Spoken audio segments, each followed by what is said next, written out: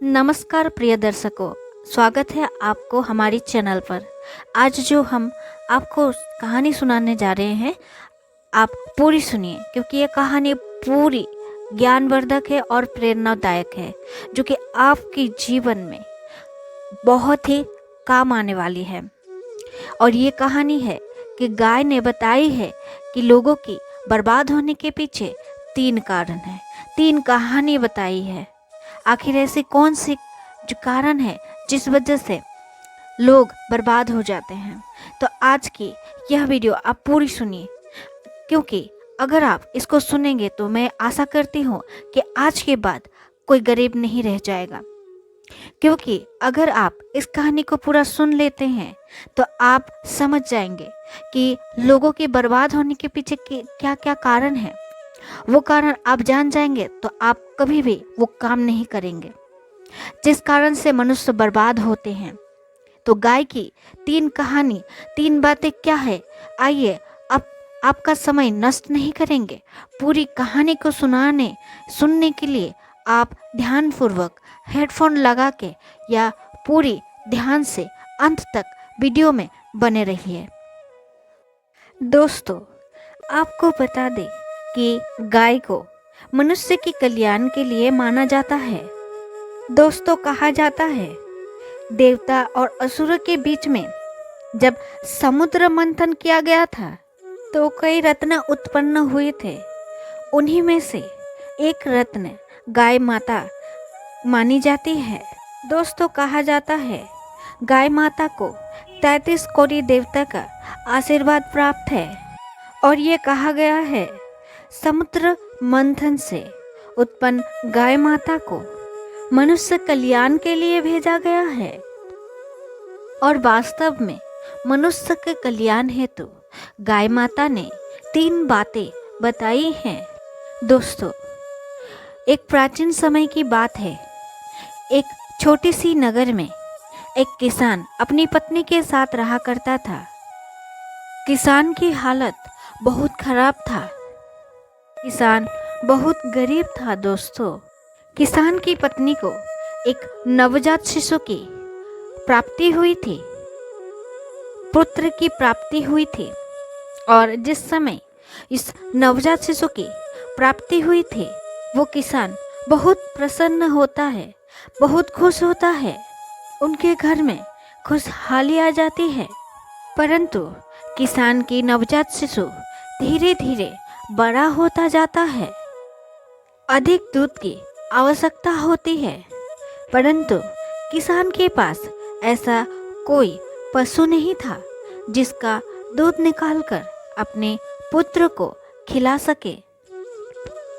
किसान इस बात को लेकर बहुत सोचता था, बहुत चिंतित रहने लगता था।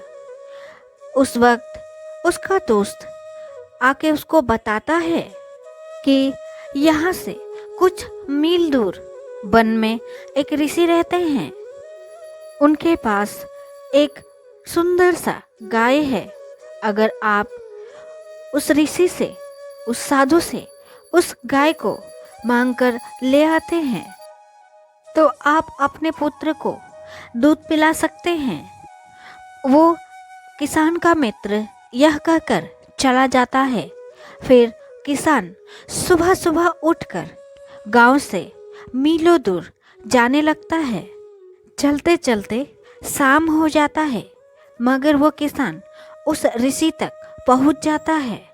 ऋषि मुनि के पास जाकर उन्हें प्रणाम करता है और ऋषि से कहता है, हे ऋषि, मैं इस वन से दूर एक नगर से आया हूँ। अपने पुत्र के लिए मैं गाय लेने के लिए आया हूँ, क्योंकि मेरा पुत्र अभी बहुत छोटा है और उसे दूध की बहुत आवश्यकता है और इसलिए मैं ये गाय को लेने आया हूँ। आपसे यह निवेदन है कि आप कृपया करके ये गाय हमें दे दो। इस गाय को अपने साथ ले जाकर अपने पुत्र की दूध की भूख को शांत कर सको। दोस्तों, उसके बाद किसान ऋषि से कहता है, हे महाराज, हे ऋषि, आप जो भी चाहोगे, जितना भी चाहोगे, उतना ही मैं मुद्रा आपको दे दूंगा। इस गाय को दे दो। किसान की यह बातें सुनकर ऋषि हंसने लगते हैं और कहते हैं, हे प्रिय बालक, अगर तुम्हारी पुत्र को दूध की आवश्यकता है तो तुम इस गाय को निःशुल्क ले जा सकते हो, परंतु मैं एक भी पैसा नहीं लूँगा, क्योंकि मैं ऋषि हूँ। एक ऋषि को, एक साधु को, एक वनवास काटने वाले को धन की कोई आवश्यकता नहीं होती। इस गाय को तुम निःशुल्क ले जा सकते हो, परंतु इस गाय को ले जाने से पहले मेरी कुछ शर्तें हैं।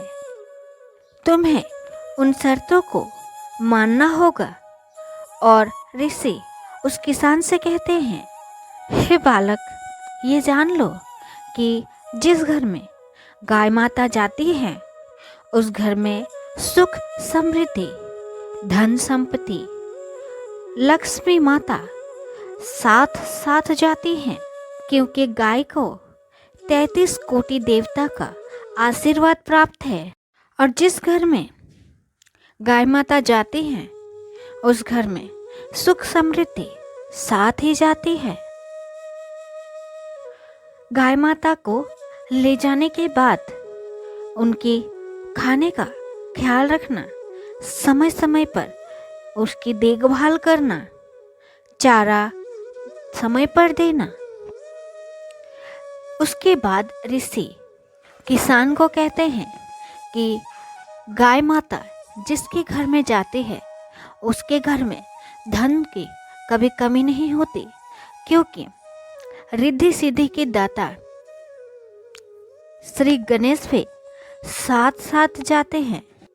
इसलिए तुम रोज सुबह उठते ही एक रोटी गाय को खिला दिया करना। अगर रोज सुबह गाय को एक रोटी खिला दोगे तो श्री गणेश जी तुम पर प्रसन्न हो जाएंगे और उससे तुम्हारे घर में कभी धन की कमी नहीं आएगी। दुर्भाग्य की दूर होकर सौभाग्य तुम्हारे घर में प्रवेश करेगा। उसके बाद वो ऋषि किसान से कहता है, हे किसान, अगर तुम इस गाय को अपने घर ले जा रहे हो तो कभी भी इसका शोषण करने के बाद इसे छोड़ मत देना। कहीं तुम इसको घर ले जाने के बाद इसका फ़ायदा उठाने के बाद, यानी कि जिस दिन दूध दे और जिस दिन दूध ना दे उस दिन छोड़ मत देना, तो तुम्हारा दुर्भाग्य शुरू हो जाएगा। यह बात कहकर ऋषि उस किसान को जाने के लिए कहता है। उसके बाद वो किसान उस गाय को लेकर अपनी नगर की ओर आने लगता है। फिर घर पहुंच जाता है। घर पहुंचने के बाद गाय माता को वो खाना चारा खिलाने लगता है। वो किसान गाय माता को एक अच्छे और स्वच्छ जगह पर, एक कोने पर स्थान देता है। दोस्तों, वो किसान उसकी बात गाय माता की बहुत अच्छे से देखभाल करता है। फिर वो गाय उस किसान को दूध देने लगता है और उस जो दिए गए दूध को अपने बेटे को पिलाकर उसका भूख शांत करता है। दोस्तों, जिस दिन से वो गाय किसान के घर में रहने लगता है, वहाँ पर उस किसान के दिन पूरी तरह से बदलने लगता है और वो किसान देखते ही देखते उस गांव में धनवान होने लगता है और उस नगर में, उस गांव में एक बहुत ही सुंदर घर बना लेता है। दोस्तों, जब वो किसान अपने किसी काम से बाहर जाता तो अपनी पत्नी से वो कहकर जाता कि गाय माता को कभी भी किसी भी चीज़ की कमी नहीं होनी चाहिए। दोस्तों, वो किसान बहुत ही मन से गाय माता की सेवा करता और वो गाय माता भी जागृत रूप से दर्शन देता। दोस्तों, फिर एक दिन गाय दूध नहीं देता है और जिस दिन दूध नहीं देता उस किसान को ये सोचता है कोई कारणवश, कोई कारण वो दूध नहीं दे पाया है। परंतु दोस्तों, दूसरा दिन आता है, दूसरा दिन भी वो दूध नहीं देती है और देखते ही देखते वो गाय दूध देना बंद कर देती है। दोस्तों, वो गाय दूध नहीं देती है तो किसान उससे दूरी बनाने लगता है, गाय के पास जाना छोड़ देता है। फिर सुबह सुबह रोटी खिलाना भी बंद कर देता है। स्वयं खाना खा लेता है परंतु गाय को चारा नहीं खिलाता है। उसके बाद गाय माता को समय समय पर खाना नहीं मिलने के कारण कमजोर हो जाती है। फिर एक दिन वो किसान गाय माता के पास आता है, गाय माता के पास आता है और उस गाय माता पर बहुत क्रोधित होता है और फिर गाय माता को खोलकर जंगल की ओर ले जाकर जंगल में छोड़ देता है। उसके बाद उस गाय को वो किसान जंगल में छोड़ आता है और जैसे ही वो किसान घर आता है, वो किसान जैसे ही घर आता है वो देखता है कि उसका पुत्र बीमार हो जाता है। तो उस समय उस किसान के पास बहुत धन होता है। वो किसान उस अपने पुत्र को एक अच्छे वैद्य के पास लेकर आता है। उसके बाद वो किसान वैद्य के पास जाता है और कहता है, हे वैद्य महाराज, मेरे पुत्र की स्वास्थ्य बहुत खराब हो चुका है। आप चाहे जितना भी धन ले लो मगर मेरे पुत्र को कुछ नहीं होना चाहिए। दोस्तों, किसान की पुत्र की हालत बहुत ही ज़्यादा खराब हो जाती है। दोस्तों, उस किसान का सारा धन उसकी पुत्र के इलाज में खर्च हो जाता है। उसके बाद भी किसान के पुत्र के स्वास्थ्य में कोई सुधार नहीं आता है और उसके बाद अपने बनाए हुए घर को बेचकर उसके पुत्र के इलाज में सारा धन लगा देता है। उसके बाद वो किसान पूरी तरह से बर्बाद और कंगाल हो जाता है और फिर उसका पुत्र ठीक हो जाता है और वो किसान अपने पुत्र को लेकर अपने घर की ओर आता है। फिर वो किसान अपने पुराने घर, पुरानी झोपड़ी में अपने पुत्र को लेकर आता है और रोने लगता है। फिर वो उदास हो जाता है और फिर उसे समझ में आता है कि ये सब उसके कर्मों की वजह से ही ऐसा हुआ है। फिर वो किसान उस गाय माता को ढूंढने के लिए जंगल की ओर जाता है। फिर कुछ देर बाद वो गाय माता उसे मिल जाती है और वो किसान उस गाय माता से क्षमा मांगने लगता है। फिर उसके बाद वो गाय माता के पैरों में गिर जाता है। वो फिर गाय माता उस किसान से कहती है, जैसा करोगे वैसा ही पाओगे। उसके बाद वो किसान गाय माता से क्षमा मांगने लगता है।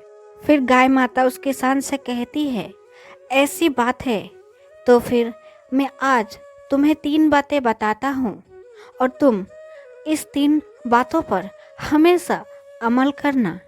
तो दोस्तों, उसके बाद वो गाय माता उस किसान को वो 3 बातें बताने लगती है। उसके बाद गाय माता कहती है, पहली बात, कभी भी किसी भी इंसान को अपने ही मित्र के साथ छल नहीं करना चाहिए, क्योंकि इंसान किसी भी मनुष्य के साथ छल करता है या अपने मित्र के साथ छल करता है या फिर उसका शोषण करता है, उसका फ़ायदा उठाता है, वो इंसान अपने जीवन में कभी सुखी नहीं रहता है।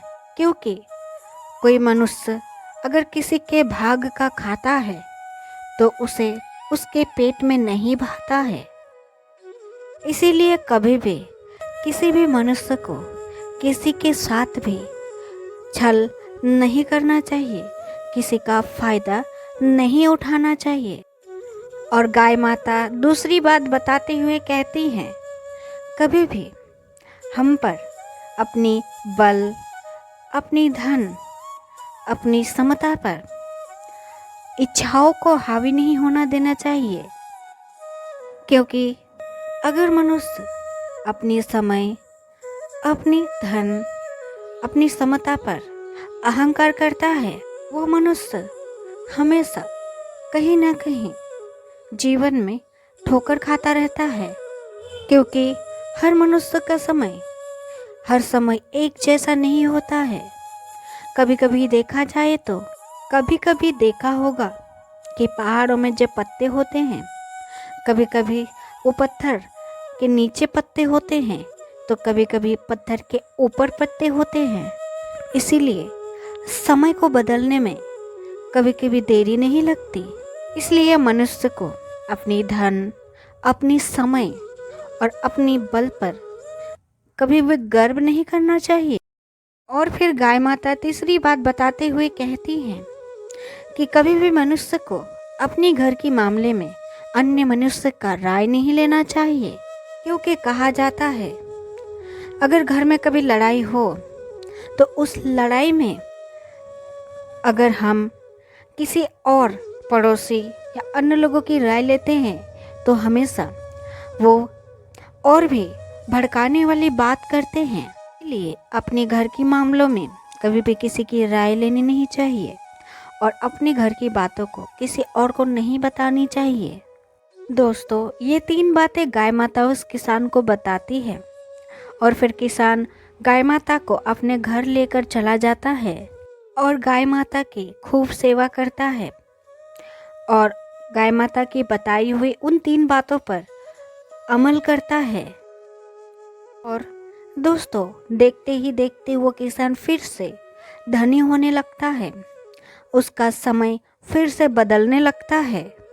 दोस्तों, आशा करते हैं ये कहानी आप लोगों को अच्छी लगी होगी।